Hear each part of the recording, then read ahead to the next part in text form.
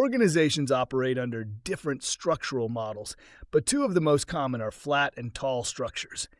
Each has its own advantages and challenges, influencing decision-making, communication, innovation, and overall efficiency. A flat organization has few or no levels of middle management, meaning employees report directly to top executives or business owners. The structure is designed to promote fast decision-making, open communication, and employee empowerment. This model is commonly seen in startups and tech companies, where speed and flexibility are essential.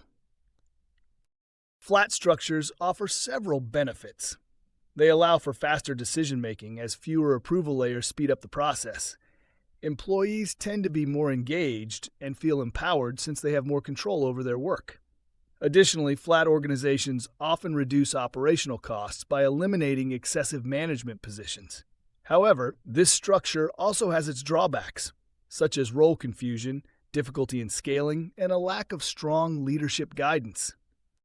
On the other hand, a tall organization consists of multiple levels of management, creating a clear hierarchy where employees report to supervisors, who then report to managers, and so forth. Large corporations, government institutions, and financial organizations often use tall structures to maintain order and efficiency. Tall structures provide clear leadership and accountability, ensuring that employees know who to report to and that performance is monitored effectively. They also allow for specialization as employees can focus on their roles with structured career progression. However, they tend to have slower decision-making processes due to bureaucracy, may reduce employee engagement, and are more expensive to maintain due to higher management costs.